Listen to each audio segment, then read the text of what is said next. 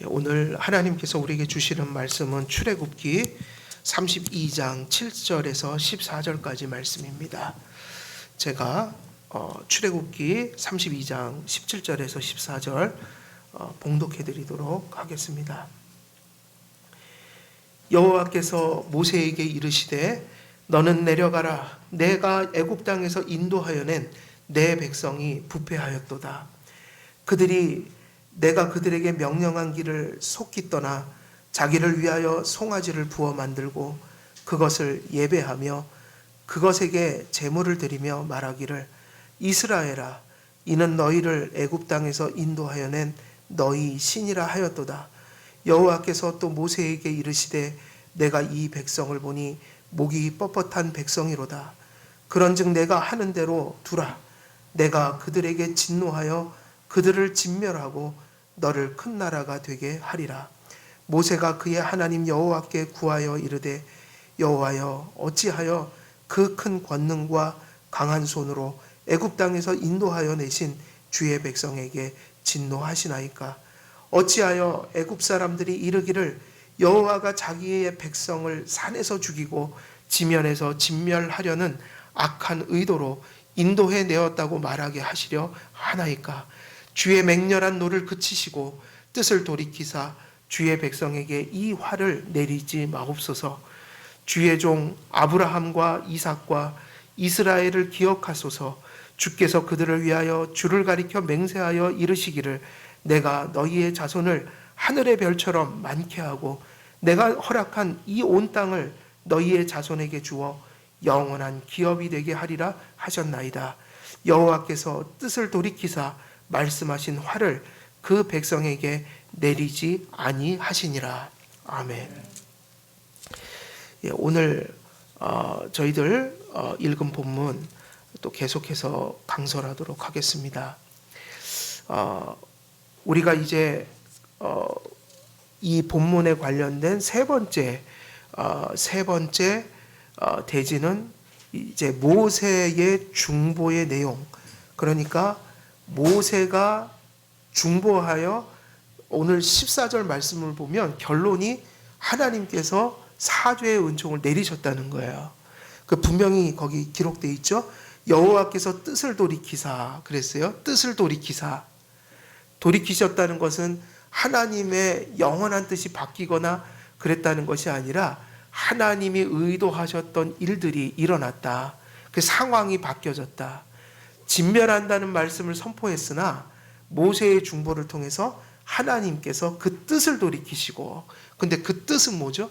앞에서 선포했던 이스라엘 백성들을 진멸하고 모세를 세워서 새 나라를 건국하겠다. 이 뜻을 돌이키셨다는 거예요. 그래서 주의 백성에게 어떻게 하셨냐면 그 백성에게 화를 내리지 아니하시니라. 그래서 여기서 말씀하시는 사죄의 은총은 버리지 아니하시겠다라는 것을 공표하시는 그런 구절이 지금 기록되어 있습니다. 그래서 이 모든 일의 발단은 이스라엘 백성들이 모세의 부재 중에 하나님을 자기의 소견대로 예배하고자 했던 것이 우상이 되었다. 그래서 지금 코로나 우리 상황은 다 비정상이잖아요. 그래서 뭐 영상도 내보내고. 근데 이런 것이 코로나가 끝난 이후에는 계속돼서는 안 돼요. 회집을 해야 되고 우리가 그간 예배학을 통해서 하나님 말씀을 통해서 개혁주의 예배의 규정적 원리를 따라 우리가 늘 이 코로나19 이전에 전하고 여러분들이 배웠던 또 여러분들이 확신했던 신앙생활했던 모습으로 돌아가야 한다.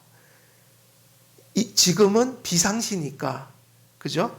핍박이 아니요 안전을 위해서 우리가 자발적으로 이 일들에 동참하여 제약된 모습으로 예배를 드리지만 코로나19가 딱 끝나면 이전으로 다시 다 돌아가야 합니다.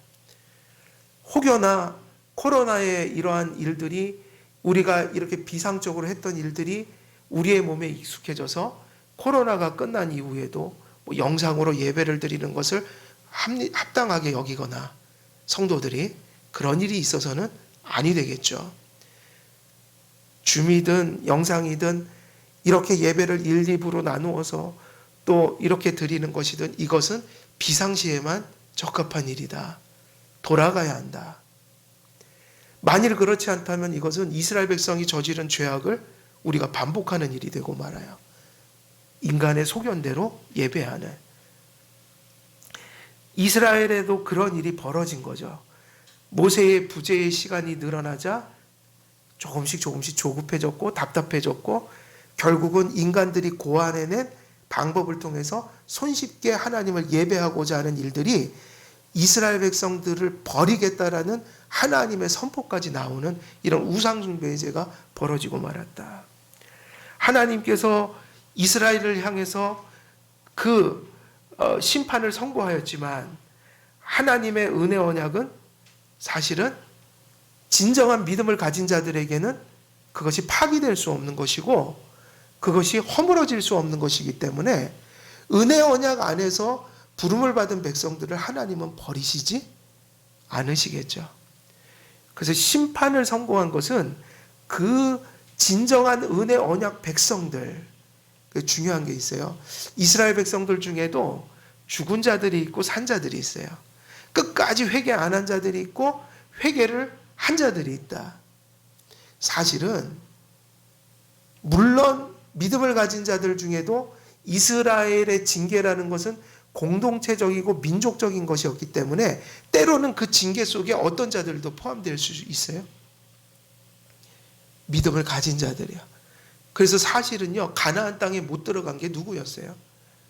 가나안 땅에 들어갈 수 없었던 게 모세였어요. 근데 모세가 구원 못 받은 게 아니거든요. 그리고 많은 사례에 있어서는 끝까지 회개 안 한 사람들이 대부분 누구겠어요? 이스라엘 백성들 중에도 믿음에 이르지 못한 자들이에요. 에서 같은 자들. 근데 진정한 믿음을 가진 자들은 대부분은 하나님의 은혜 속에서 어떻게 합니까? 범죄가 있어도 회개의 표를 드러내죠. 그래서 교회에서 치리할 때 다른 게 아니에요. 교회에서 치리라는 것은 하나님의 은혜를 확인하는 작업일 뿐이에요. 벌은 하나님이 내리시지 사람이 내릴 수 있는 게 아니에요. 그래서 치리할 때 뭐죠? 회개하라 이거잖아요. 그죠? 하나님의 말씀이 이러하니 회개하십시오. 그 회개를 하면 우리는 다른 걸 못 보니까, 내면을 못 보니까 회개하면 하나님께서 저 사람을 사랑하시는구나. 회개의 열매를 맺는구나. 잘못된 이야기를 하다가도 다시 바른 말로 돌아오는구나. 저 사람 속에 성령이 있구나. 그래서 교회가 받아들이거나 그를 커트하거나 하는 거예요. 그런데 하나님께서 맺으신 이 은혜 언약은 영원한 것이기 때문에 교회에는 구원을 받은 자도 있고 구원은 받지 못한 자들도 섞여 있지만 항상 교회가 존속하는 이유는 헤르만 바빙크가 얘기했듯이 이건 헤르만 바빙크가 얘기한 거예요. 교회에는 악인이 있고 예수의 피로 씻음을 받은 자들이 공존하지만 교회의 본질은 누구에 의해서 결정되는 것 같아요? 교회가 때로는 악인들이 더 많아질 때도 있어요. 신앙의 사람들이 언제나 교회에 존재한다. 그러면 그 교회가 악인과 선인이 섞여 있을지라도 교회가 교회되는 것은 악인들에 의해서 결정되는 것일까요? 선택받고 믿음을 가진 중생하고 용서받은 자들에 의해서 교회가 규정되는 것일까요? 성도들에 의해서 교회가 가는 거예요. 누군가가 진정한 믿음을 가지고 교회의 성도로서 지체로서 존재하기 때문에 교회가 아직까지 끊어지지 않고 신약교회 2000년사를 이렇게 버텨온 거예요. 왜냐? 하나님은 은혜 언약 백성을 절대로 버리지 않기 때문이에요. 근데 교회는 악인에 의해서 결정되는 게 아니라 누구에 의해서 결정된다고요? 믿는 자들을 통해서. 중세교회가 거의 다 쓰러질 정도로 타락했지만 그 교회에도 남은 자들이 있었다고요. 그 남은 자들이 교회를 규정하게 되는 거예요. 그래서 종교개혁을 해서 그 명맥이 또 유지되어 나왔고, 구약시대에도 이스라엘 백성이 사사시대나 왕정시대나 언제나 그렇게 썩어 들어갔지만 진정 예수님을 믿는 자들이 존재했기 때문에 구속사가 끊어진 적이 없어요. 그걸 가리켜 구루터기 남은 자 사상이라고 하죠. 하나님은요, 언제나 진정한 성도들이 존재하는 곳이 교회이기 때문에 교회를 버리지 않으셔요. 아무리 세상 사람들이 욕하고 증오하고 심지어는 믿는 자들조차 불신자 같은 마인드로 교회를 욕하고 비난한다 해도 교회에 진정한 신앙을 가진 자들이 존재하는 한 그 교회는 또 명맥을 유지하고 때가 되면 개혁이 되고 또 그렇게 일어나 하나님의 복음을 전하게 돼 있어요. 교회사가 그걸 입증하는 거예요. 성경의 구속사가 그것을 입증하는 거예요. 이스라엘 백성을 부르신 분은 하나님이세요. 이스라엘 백성을 부르신 것은 모세가 아니에요. 사람도 아니었어요. 그렇다고 이스라엘 백성이 대단해서 스스로 자발적으로 하나님 믿겠다고 찾아 나선 것도 아니에요. 철저히 하나님의 주권 속에 부름을 받은 거예요. 그들의 심령 속에 믿음을 주시고 모세의 입술을 통해서 말씀을 전함으로 은혜가 심령 속에 발생하여 그들이 믿음으로 응답할 수밖에 없었던 거예요. 그렇기 때문에 하나님께서 그들을 진멸하고 아브라함을 패하고 모세를 새로운 구속사의 역사를 열어 모세를 통해서 이스라엘이 아닌 아브라함의 자손이 아닌 새로운 어떤 그러한 공동체를 만들어 하나님의 역사를 이끌어가겠다고 하신 그 말씀은 그 원리와 하나님의 성품, 공의의 성품에 있어서는 진리이나 하나님의 의도와 본심에 있어서는 죽이는 게 목적이 아니었다. 하나님은 오로지 그들을 회개시키기 위한 것이었어요. 다시 정신 차리고 돌아오게 하기 위한 것이었어요. 그런데 죄인들은 스스로 회개할 수도 없고 스스로 돌아올 힘이 없어요. 그래서 뭐가 필요합니까? 그래서 모세가 모형이 되어준 거예요. 실제로 구약이든 신약이든 다 누구를 통해서 중보를 받습니까? 예수님. 그 중보. 하나님께서 그래서 심판의 말씀을 전했지만 희망의 문을 열어놓으셨다. 그게 뭐라고 그랬죠? 그게 어떤 구절에 나타났다고 그랬어요?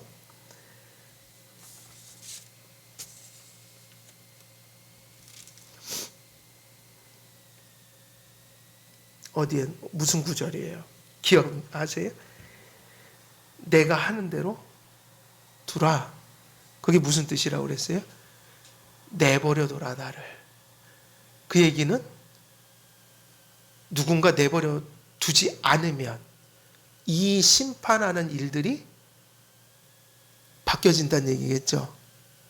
그래서 주석가들 대부분이 이 말씀을 인간적인 표현을 써서 설명하려고 내버려둬라, 나 좀 말려줘라 이렇게 표현했지만 신학적으로 정확히 표현하면 이 말씀이 나를 하게 내버려둬라. 근데 그 내버려둔다는 것은 하나님을 내버려둔다는 것은 하나님이 뭐 하는 것을 지켜만 보고 있으란 얘기예요. 그죠? 심판하시는 일을 지켜만 보고 있어라 모세야. 근데 그 말씀 자체가 모세에게는 엄청난 부르심이 있는 거야. 모세 자체가 왜 불렀죠? 애초에 왜 불렀어요? 중보하라고 불렀잖아요. 이스라엘 백성들에게 중개자 역할을 하기 위해서 부름을 받았다고요. 그런데 이 모세가 하나님의 말씀대로 심판하는 것을 그냥 지켜만 보고 있다면 그건 모세가 자기가 부름받은 소명을 망각하는 거란 말이에요. 내버려둬라. 이건 돌려서 말씀하신 거예요.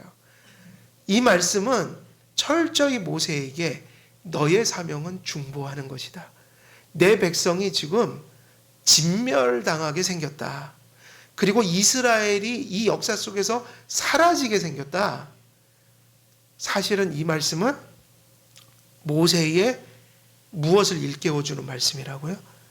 중보자적 소명을 일깨워주는 거예요. 어떻게 보면 거꾸로 말씀하신 거예요. 너 내버려 둬라.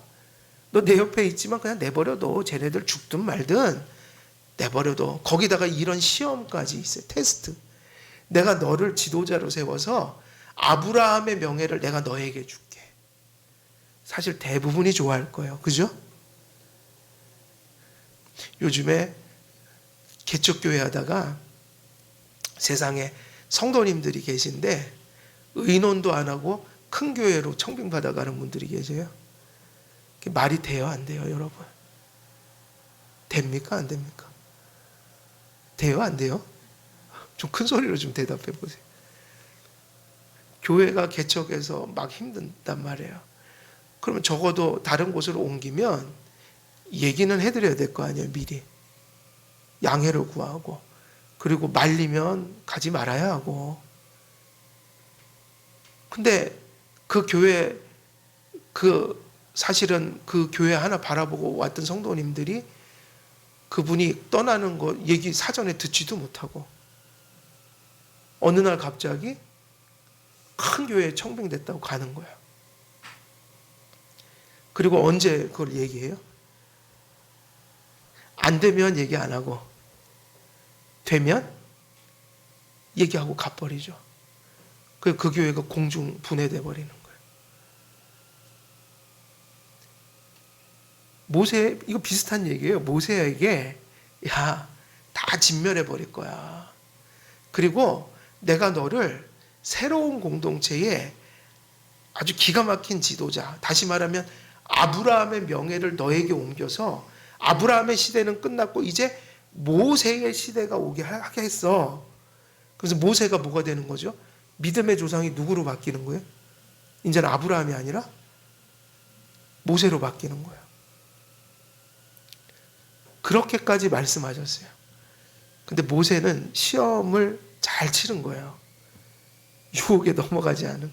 그 유혹이 된 게 아니라 자기 소명을 잃어버린 게 아니라 더 또렷이 그것을 깨닫는 말씀이 뭐냐면 내가 하는 대로 내 말대로 하게 내버려 둬라. 내가 저들을 죽일 때 너는 가만히 앉아 있어. 이 얘기가 무엇에 배치되는 말씀이에요? 중보자가 할 일이 아닌 거잖아요. 모세가 자기 소명을 또렷이 깨닫는 가슴에 와서 그의 마음을 때리는 말씀이 된 거예요. 그래서 이 내가 하는 대로 내버려 둬라, 내가 하는 대로 두라, 이 말씀이 하나님이 무엇을 여는 말씀이라고요? 소망의 문, 희망의 문, 진멸할 백성들이 살 길을 열어주는 그런 자비의 그러한 복음이 된다는 것이에요. 이 말씀을 통해 하나님께서 진노와 심판을 거두시고 이스라엘 백성을 용서하시도록 하기 위한 방법이 열려 있음을 모세에게 암시해 주셨다. 모세는 믿음이 있었으니까요. 성령이 충만했기 때문에 무슨 말씀을 알아들을 수 있는 거예요? 여러분, 예수님께서 항상 비유로 말씀하셨죠? 비유로 말씀하시는 이유 중엔 두 가지가 있어요. 믿음이 있는 자에게는 깨닫게 하는 방식이고 더 확실히 깨닫는 방편이고, 믿음이 없는 자에게는 눈을 가려 비유로 말씀하여 그것을 그들에게서 가리는 역할을 하는 게 비유예요. 성령과 말씀으로 충만한 자들은 비유로 말씀하실 때 그게 유익이 되고, 신앙이 없는 자들은 그 말씀을 엉뚱하게 해석한다. 이해하지 못한다. 받아들이지를 못한다. 말씀을 하나님이 어떤 방식으로 전하시든, 하나님께서 말씀을 어떤 방식으로 전하시든 진실한 신앙, 겸손한 신앙, 바른 신앙이 없이는 말씀을 깨달을 수가 없어요.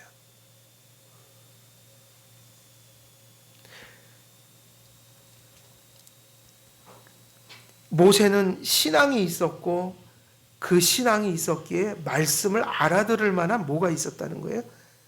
지혜가 있었다. 그는 하나님께서 열어주신 문을 포착했고 그 열린 문이라는 것이 무엇인가? 하나님은 가만히 내버려 두라 했는데 그 말씀을 모세는 이렇게 알아듣는 거죠. 중보해라. 중보하지 않으면 저 사람들 다 죽는다.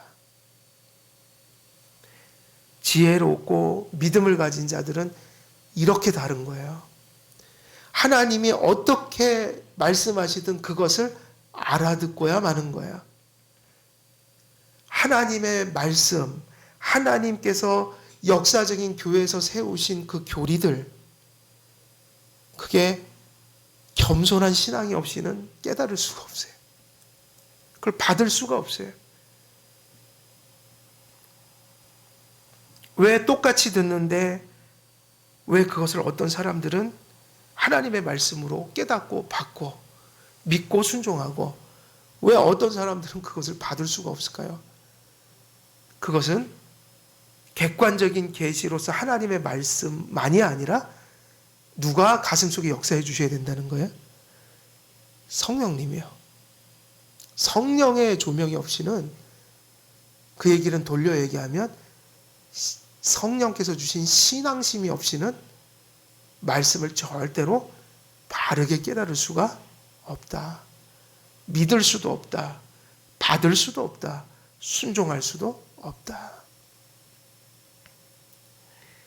모세는 지혜로웠고 믿음이 있었기에 열려진 문을 발견할 수 있었고 곧장 소명에 착수해요.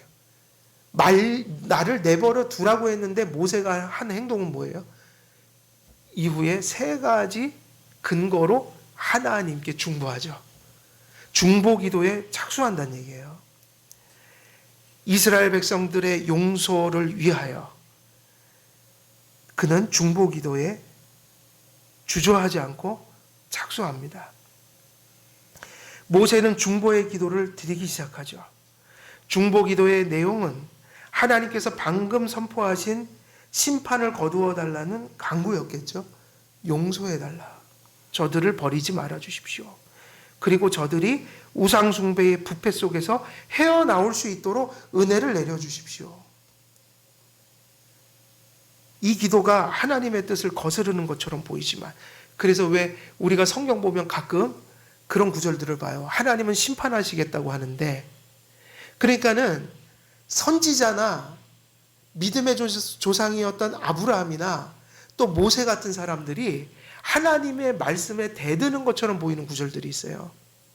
가끔 있죠?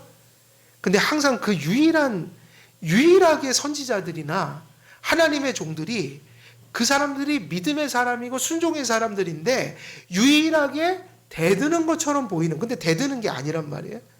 대드는 것처럼 보이는 구절이 뭐였을까요? 항상 이스라엘 백성들이 죄짓고 하나님이 심판을 내리시려고 할 때 그들이 유일하게 대드는 것처럼 보였던 게 심판 좀 거두어 주십시오, 이거였어요.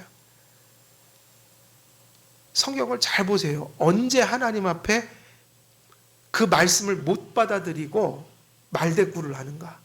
근데 사실은 말대꾸가 아니라 하나님 편에서 보면 흡족한 얘기를 하고 있는 거예요.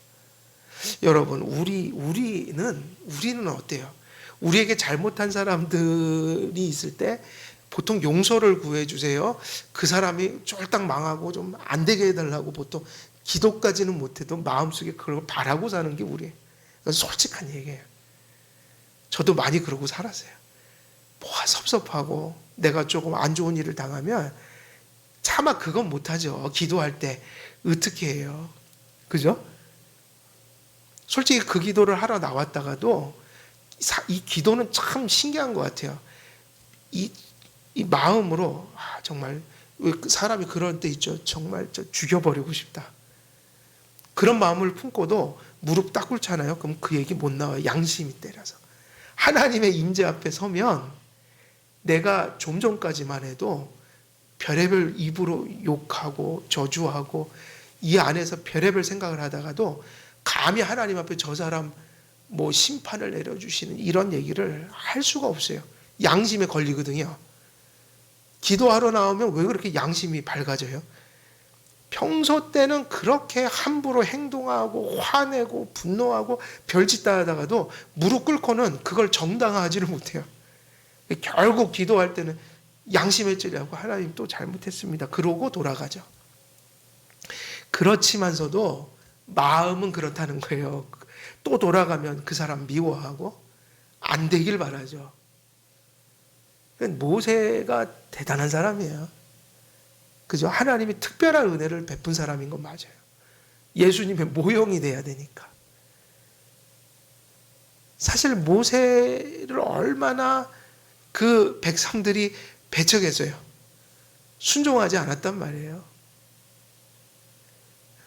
모세가 그렇게 얘기하고 갔는데 모세의 말을 따라 예배하는 게 아니라 금송아지 만들어서 예배하고. 그러면 인간적인 생각으로 한다면 이렇게 행동하기는 힘들다. 거기다가 하나님께서 믿기까지 이렇게 한번 시험해 보잖아요. 내가 너를 그때 말했듯이 넘버원을 만들어 줄게. 아브라함의 시대는 가고 이제 모세 너를 믿음의 조상으로 세워줄게. 근데 까딱하지 않아요. 심지어는 다 합리화할 수 있는 거잖아요. 나를 좀 내버려둬라. 근데 그 말씀을 어떻게 알아듣는다고요? 항상 하나님의 본심을 알아들어야 돼요. 하나님의 본심. 세상의 부모들도 자식을 위해서 본심이 아니게 행할 때가 많은데 그럴 때 섭섭해하면 안 되고 그거를 감사하고 부모의 마음을 헤아릴 줄 알아야 돼요. 근데 여러분 우리가 얼마나 우리 중심적으로 삶을 해석하는지 알아요? 성경도 자기 중심적으로 해석하면 이단이 되고 이설이 돼요. 자기 편한 대로 해석하는 거예요. 그리고 또 하나가 있어요. 나의 삶의 환경도 내가 내 소견대로 해석하면 답이 안 나와요. 그걸 읽어낼 수 있어야 한다. 어떻게 읽어내요? 환난을 당할 때도 신앙을 가진 사람들은 모세처럼 해석을 해요.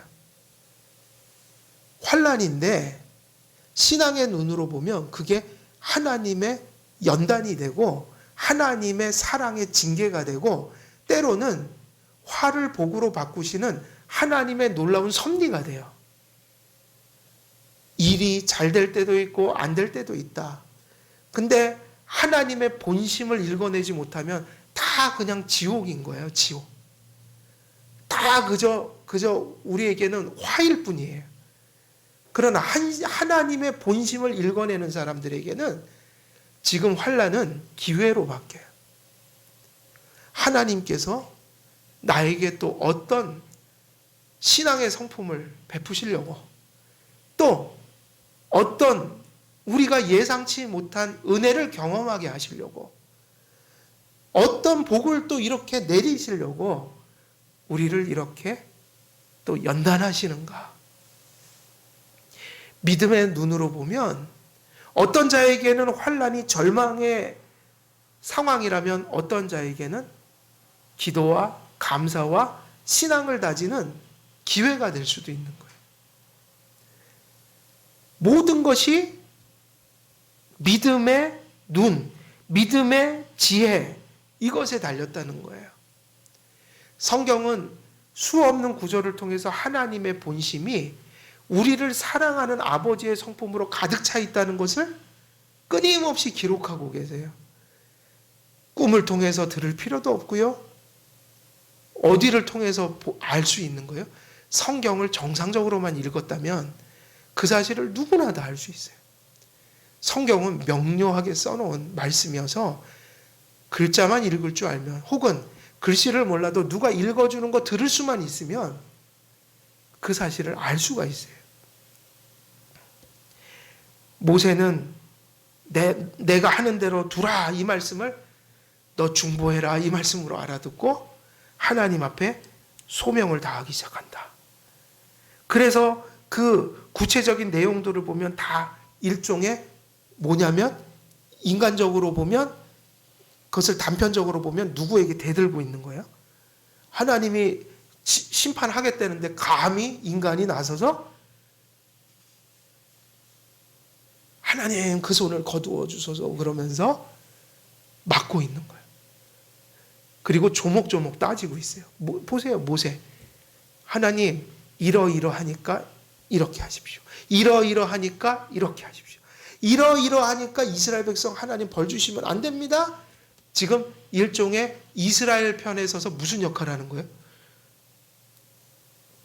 변호사 역할을 하고 계시다. 변론하고 있는 거예요. 이 장면은 매우 법적인 모습이요. 법정의 모습이에요. 검사들이 사형 선고 딱 내리니까 변호사가 그 사람 살리려고 조목조목 무죄를 변론하고 있다. 용서, 무죄의 선고가 나와야 되는 이유를 변론하고 있다. 근데 이스라엘 백성들 자체로 보면 어때요? 이 죄가 용서받을 수 있는 죄예요? 아니에요? 그죠? 율법의 본성대로만 보면 용서받을 수 없는 죄가 맞죠? 근데 한 가지 이유만으로 그 사형소들이 살 수 있는 길이 있어요. 그게 중보. 근데 중보는 그냥 하는 게 아니라 이유가 있어야 돼요. 그들을 용서해 주는 이유를 변호사가 분명히 얘기해 줘야 돼요. 그래서 파라클레토스 성령님이 보혜사라고 할 때 위로자, 안위자 뜻도 있지만 변호자라는 뜻도 있어요. 성령께서 우리에게 말씀을 통하여 우리 안에 사죄의 은총의 근거를 깨닫게 하시는, 그것의 근거에서 예수님의 중보를 의지하게 하시는 믿음을 베푸신다. 우리의 보증인이 되어주신다. 그래서 선지자들을 보면요, 모세를 보면 또 심지어는 아브라함을 보면 소돔과 고모라를 멸하려 할 때 심지어는 그 악인들을 위하여 아브라함이 뭐 하죠? 중보하잖아요. 하나님이 멸하겠다니까 몇 명만 살려달라고 그래요. 계속 줄여가시는데 그렇다면 몇 명만이라도 살려주세요, 하나님. 사실은 이게 말대꾸고요, 대드는 거고요, 하나님 말씀에 토를 다는 행위였어요. 근데 유일하게 성경을 보면 아브라함, 노아, 모세, 그리고 그 이후에 수많은 선지자들이 이 일을 반복해요. 유일하게 하나님 앞에 반론을 제기할 때가 언제냐면 그 백성이 죄짓고 심판받는 순간에 심판을 거두어 달라고 중보하던 게 바로 그들이었어요. 다시 말하면 그것을 뒤집어 얘기하면 그들이 하나님을 대든 게 아니라 심판을 내릴 때마다 심판을 내리시는 하나님의 마음을 읽고 있는 거예요. 하나님이 심판하실 때 우리가 해야 할 일이 뭐라는 거예요? 우리가 해야 할 일이 예수님의 중보를 전하는 거죠. 그래서 믿음과 그 회개로 돌아오게 만드는 거죠. 그래서 우리는 지금 어느 시대보다도 교회가 많이 타락했는데 그건 사실이잖아요. 근데 인간적이고 세속적인 의미에서 비판의식은 잘못된 거예요. 비판은 하되 성도의 부합한 모습으로 기독교적인 정신으로 비판해야 된다. 뭐가 같이 있어야겠어요? 예수의 중보를 바라보고 그 타락한 교회가 그 예수님의 중보를 통해서 돌아오도록 우리는 도구의 기도를 하는 마음으로, 그죠? 잘못을 잘못대로 객관적으로 인정하고 드러내고, 하지만 우리가 비판하는 대상들은 몸이란 말이에요. 죽이기 위해서 비판하는 게 아니라 살리기 위해서 비판한다. 다시 말하면 그들의 교회를 사랑하고 그 죄 가운데 죽어가는 영혼들을 사랑하는 마음 없이 또 그들을 향한 하나님의 중보하신 사역의 목적을 상실하고 우리가 그렇게 비판하는 것은 기독교적인 비판은 아니다. 중보자 예수 그리스도에 대한 분명한 바라봄이 있는가? 그 예수님의 중보의 근거에서 저들을 용서해 주시고 저들을 회개시켜 주시고 저들을 사죄해 달라라는 도구의 기도를 드리는 마음으로 충만하여 있는가? 그것이 없다면 그것은 기독교적인 어떤 행위는 아니다. 그래서 이 기도가 사실은 하나님의 뜻을 거스리는 것처럼 보이지만, 그래서 마치 심판하신다는 하나님의 뜻에 대해 대드는 것처럼 보이지만, 이런 모세의 중보의 행위가 그들을 용서해달라고 간구하는 그러한 변론의 행위가 바로 하나님이 모세에게 주신 바로 뭐였어요? 그게 소명이었다는 거예요. 교회가 허물어져가고 타락하고 죄로 휘청휘청할 때 우리가 해야 할 일은 바로 그 예수 그리스도의 중보를 의지하는 거예요. 그리고 그 예수님의 중보가 믿음으로 응답될 수 있도록, 그들의 것이 될 수 있도록 우리가 도고의 기도를 드려줘야 한다. 하나님, 저들이 죄를 깨닫고 예수님께 돌아갈 수 있도록 하나님 저들에게 역사해 주옵소서 기도해야 된다는 거예요. 왜냐하면 하나님께서는 그들을 죽이려고 그들의 죄를 드러내신 것이 아니라 그들이 죄를 깨닫고 하나님께 신앙과 회개로 돌아오기를 바라는 그런 것이 하나님의 본심이었기 때문이에요.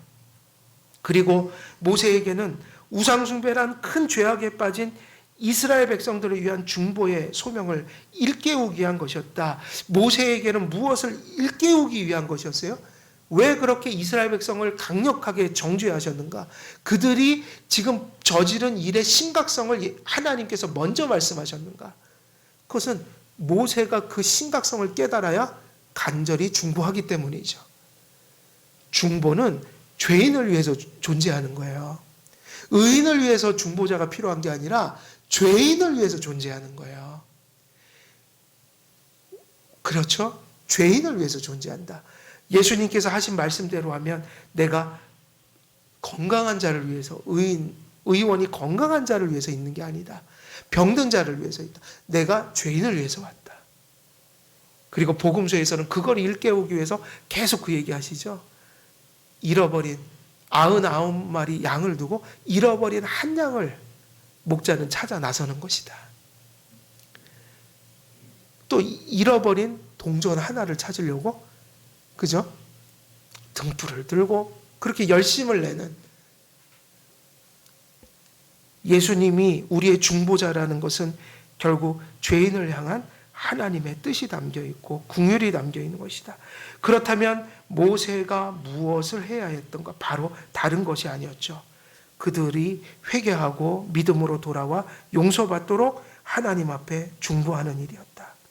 모세는 하나님의 의도를 잘 간파했고, 그러므로 타락이란 위기에 빠진 이스라엘 백성을 위해 무엇을 해야 할지 깨달았습니다.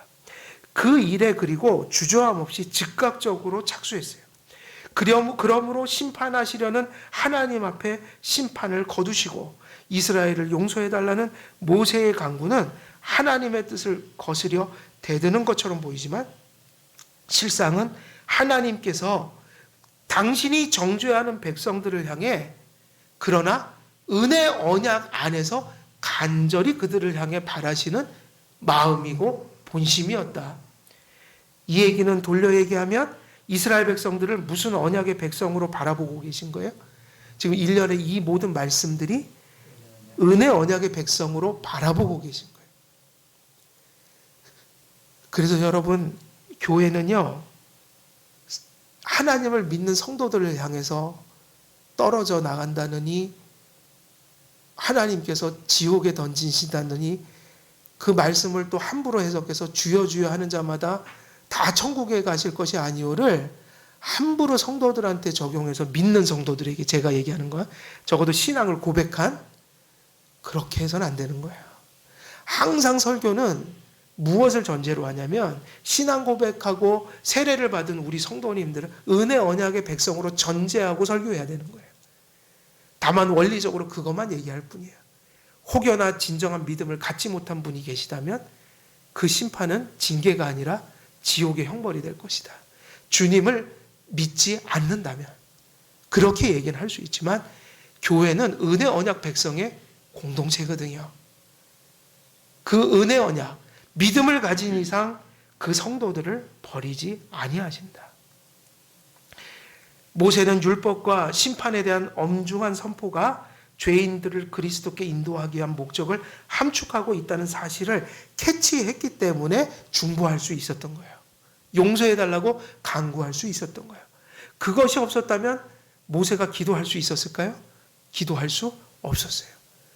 우리도 우리의 형제와 지체들이 영적으로 타락에서 벗어나 또 그러한 미성숙에서 벗어나 성숙한 믿음으로 돌아오게 해달라고 도고의 기도를 드릴 수 있는 근거는 뭐예요? 예수님의 중보가 그들을 향해 있기 때문인 거죠. 모세는 엄중한 심판을 선포하신 하나님께서 자신의 역할과 소명을 하도록 촉구하고 계심을 인지했던 것입니다. 진정 이러한 모세의 사역과 중보기도 속에서 그가 구속사에서 교회의 유일한 중보자 예수 그리스도를 예표하고 있는 그리스도의 모형임을 잘 보여주고 있는 것입니다. 모세는 내 백성, 다시 말하면 모세의 백성에게 내려가라는 명령을 받을 때 뭐로 답했어요? 그 근거가 있었기 때문에, 그 확신이 있었기 때문에 아닙니다라고 소위 말하면 대드는 것처럼 얘기할 수 있었던 거예요. 그리고 이렇게 답합니다. 여호와여 어찌하여 그 큰 권능과 강한 손으로 애굽 땅에서 인도하여 내신 주의 백성에게 진노하시나이까. 여기서 모세는 확고한 믿음을 가지고 있죠. 하나님께서 네 백성이다 그러니까 모세는 뭐라고 그래요? 주의 백성에게 진노하시나이까 이렇게 답하는 거예요. 은혜 언약을 맺으셨잖아요. 하나님 그 백성을 버리시지 않겠다고 약속하셨잖아요. 하나님 지금 주의 말씀을 다 이해할 수는 없지만 저는 주님이 그들을 죽이시지 않을 거라고 믿습니다. 왜냐하면 하나님이 그렇게 약속하셨기 때문에. 내 백성이라는 표현으로 그들과의 관계를 깨끗이 끊어내시려고 그런 메시지를 전달하실 때 모세는 그 말씀을 반박하고 이스라엘 백성을 주의 백성이라고 답합니다. 이거는 반박도 대듬도 어떤 버릇없는 것도 아니라 하나님께서 내신 퀴즈를 하나하나 풀어가고 있는 거예요. 하나님께서 돌려서 말씀하시고 테스트하실 때 모세는 적절하고 가장 정확한 답을 함으로 지금 하나님을 기쁘게 만들고 있는 거예요. 이스라엘 백성들은 타락하고 넘어졌지만 그들을 위해 세운 모세는 시험을 잘 치르고 있는 겁니다. 그는 넘어지지 않았습니다. 시험을 이기고 하나님의 테스트를 통과하는 길은 결국 무엇에 달린 거예요? 지금 모세가 무엇에 근거해서 이렇게 행동하고 있죠? 모세를 부르실 때 들은 말, 이스라엘 백성들을 이끌 때 하나님께서 절대로 변개하실 수 없을 정도로 확고하게 모세에 주셨던 옛 말씀을 붙들고 있는 거란 말이에요. 지금 상황은 이해를 할 수가 없는 상황이고, 여러분 이해할 수 없는 것을 자꾸 이해하려고 하지 마세요. 과거에 주신 말씀을, 분명한 말씀을 붙들면 되는 거예요. 더 확고한 말씀, 분명한 말씀, 명확한 말씀을 붙들고 불확실한 시간을 건너가는 거예요. 그러면 그 말씀이 나중에는 확고한 말씀으로 일관되게 과거에 들었던 말씀을 더욱더 확고히 해주는 말씀으로 내게 정립될 수가 있어요. 많은 사람들이 과거에 들었던 말씀, 내가 과거에 분명하게 명확하게 나의 구원의 토대로 받은 말씀을 내려놓고 엉뚱한 곳에 가서 이해할 수 없는 영역으로 들어가서 스스로도 그것을 이야기할 수 없는 복잡한 곳으로 들어가서 그걸 캐내거나 그것을 풀어내거나 그것을 말하려고 할 때 과거에 있던 것까지 다 잃어버리게 돼요. 성경 해석의 중요한 해석 원리가 뭔지 아세요? 개혁주의 해석 원리? 명확한 것으로 불확실한 것을 해석하는 거예요. 더 확고하게 드러난 말씀으로 애매한 말씀을 해석하는 거예요. 성경은 일관되기 때문에 두 가지 모순된 말씀이 전해질 수가 없어요. 로마서에서 오직 믿음으로 구원받는다 하고 또 야고보서에서는 행위가 없는 믿음은 죽은 믿음이라고 얘기할 때 그 얘기는 로마서의 칭의가 정립돼야만 풀어낼 수 있는 말씀이라고요. 복잡하고 내 지혜와 믿음의 역량으로 감히 풀 수 없는 말씀이라면 겸손하게 내려놓으세요. 그리고 확실한 것을 잡으면 되지 않겠어요? 분명한 것을 붙들고 복잡하고 불명한 것을 이후에 하나님의 또 인도하심 속에서 깨우쳐갈 것으로 이렇게 소망 가운데 내려놓고 확실한 것을 붙들고 그것과 일관되게 복잡한 나의 상황을 지금 헤쳐나가는 게 성도의 살 길인 거예요. 그것을 거꾸로 하는 게 뭐냐면 영적 교만인 거예요.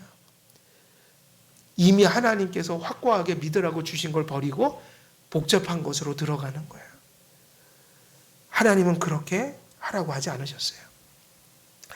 그래서 모세가 지금 이렇게 중보의 소명을 다할 수 있었던 것은 과거에 주셨던 명확한 말씀을 일관되게 지금 붙들고 갔던 거예요. 다시 말하면 오직 말씀에 기대서 하나님의 테스트를 풀어가고 있다.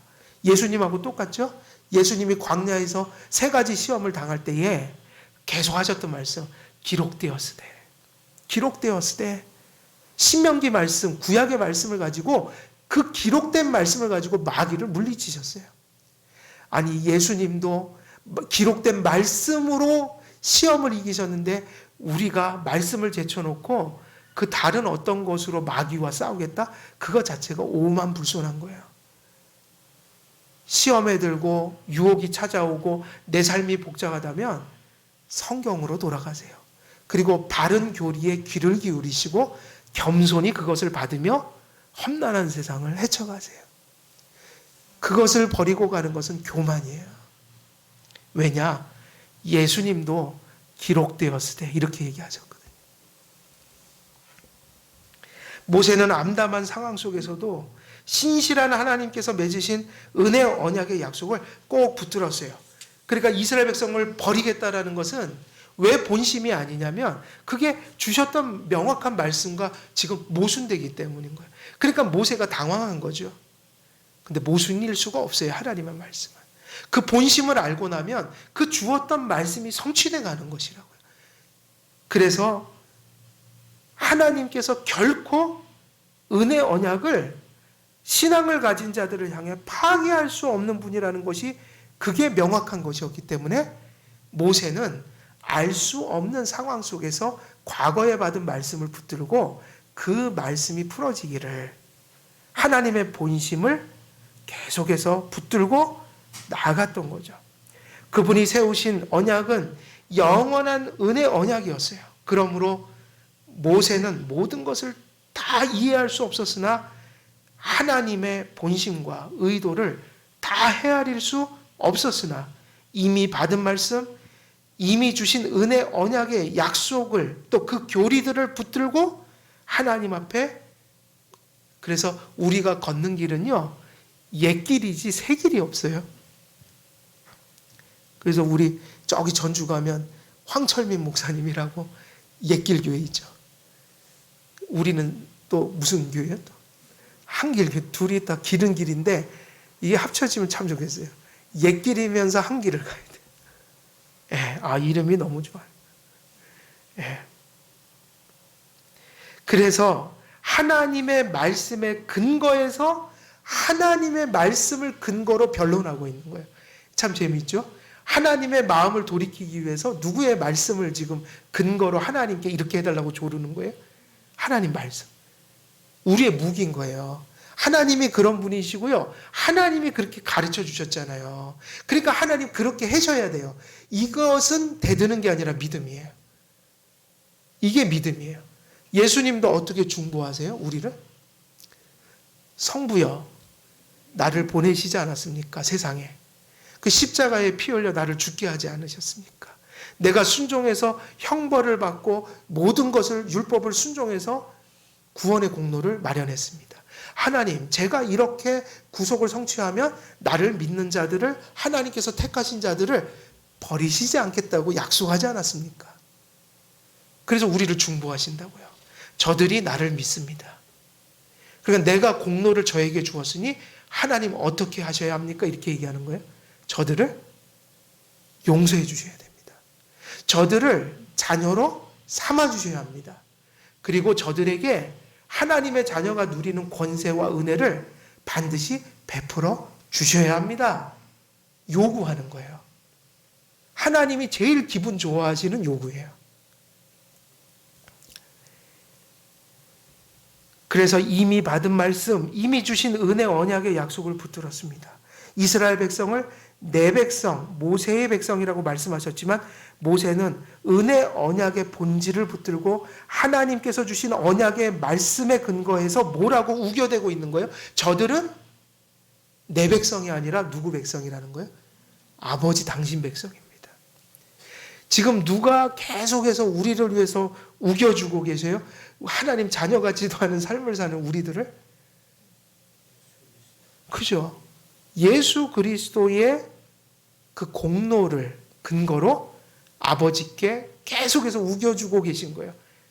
부족하지만 저들은 누구의 자녀라는 거예요? 하나님 자녀라는 거예요.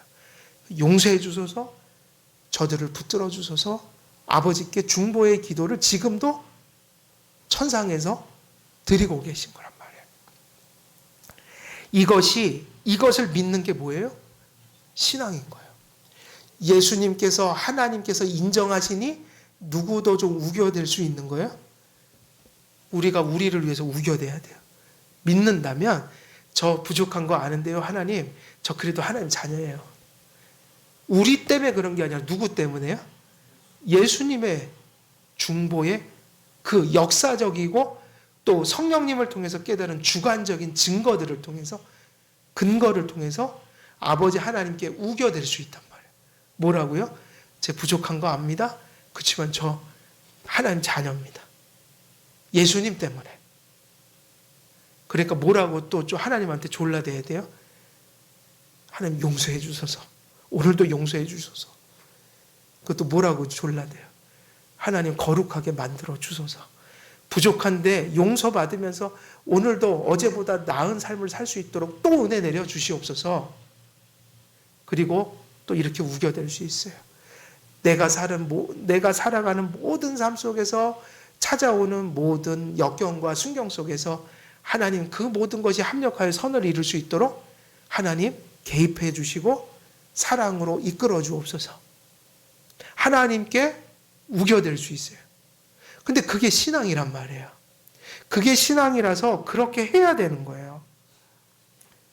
그래서 답은 모든 상황 속에서 하나님께서 주신 흔들림 없이 또 변함없이 우리에게 주어진 그 말씀이다. 하나님께서는 모세를 시험하셨지만 아브라함이 그러했듯이 모세도 약속만을 붙들었습니다. 그래서 내 백성이라고 말씀하신 하나님께 뭐라고 대답할 수 있어요? 아닙니다. 저들은 하나님의 백성, 주의 백성이라고 반박할 수 있었던 거죠. 무엇에 근거해서요? 하나님의 언약의 약속을 근거로. 자, 오늘은 여기까지 설교하고요. 다음 주에는 이제 그 본문에 나오는 그 모세가 바로 그 하나님께 이스라엘 백성들을 용서해달라고 우겨댈 수 있었던, 요구하고 간구할 수 있었던 근거 있죠. 그냥 그렇게 된 게 아니라 그냥 열심으로 용서해달라고 졸라대서 용서받을 수 있는 게 아니라 하나님께서 이스라엘과 모세를 부르실 때 주셨던 약속을 근거로 말씀, 그것이 세 가지가 나와요. 본문 속에. 그래서 어떤 근거에 의해서 모세가 이스라엘 백성들의 용서를 구할 수 있었는지 그 구체적인 세 가지 말씀을 다음 주에는 이렇게 같이 나누는 시간들을 갖도록 하겠습니다. 오늘 말씀은 정리하면 모세가 하나님의 무엇에 의해서 하나님 앞에 암담한 상황 속에서 중보할 수 있었던 거예요. 하나님께서 주신 은혜 언약의 약속을 근거로. 그러므로 우리도 모든 상황 속에서 두 가지를 가져야겠죠. 그리스도의 중보를 꼭 부여잡고 의지하는 마음. 나의 구원을 위해서 혹은 우리 주변에 있는 형제 자매들을 위해서 그리고 저 밖에 있는 죄인들을 위해서 하나님께서 택한 백성들을 구원해 달라고 간구할 때, 그래서 우리는 중보를 견고히 그 내용을 정립하고 알고 간절한 마음으로 붙드는 신앙으로 그 그리스도의 중보에 우리의 삶을 맡기는 믿음이 필요하고, 그리고 그것을 붙든 자들에게 필요한 것은 이제 교회적 소명이죠. 우리 모두는 다 연약하고 날마다 흔들리며 항상 그 험한 세상에 노출되어 있으니 우리 모두가 서로를 위해서 그리스도의 중보의 근거에서 무슨 기도를 드려야겠어요? 도고의 기도를 드리는 그 삶과 소명이 중요하다는 것. 모세는 그리스도의 중보의 모형이었지만 우리는 중보 기도가 아니라고 그랬죠. 그리스도의 중보에 기대어 우리가 타인을 위해 도고의 기도를 드려야 한다. 이런 삶. 그리고 마지막으로 적용하는 것은 뭐예요? 주님의 중보에 대한 바른 믿음은 우리가 구원받고 하나님께 보호받고 여전히 그분의 섭리 속에서 선한 인도를 받을 수 있는 유일한 근거다. 그 은혜와 근거에 우리가 의지해서 우리가 연약할지라도 누구에게 나갈 수 있다는 거예요. 하나님께 언제나 나갈 수 있다는 거. 이 믿음이 하나님을 기쁘게 하는 믿음이다. 이것을 잘 정립하는 한길교회 되셔서 예수님의 중보를 통해 언제나 하나님의 보호와 은혜와 인도 속에 들어가시고 또 연약한 형제와 또 자매들을 위해 도고에 기도할 수 있는 그런 모든 성도님 되시기를 우리 주 예수 그리스도의 이름으로 축원드립니다. 살아계신 하나님 아버지, 오늘도 주의 말씀을 전하였습니다. 우리 주 그리스도의 중보를 또 예표하는 모세의 중보를 통해 예수님의 구원과 또 우리들이 이 땅에서 주님을 붙들고 해야 할 도고의 소명을 또한 다시 한번 돌아봅니다.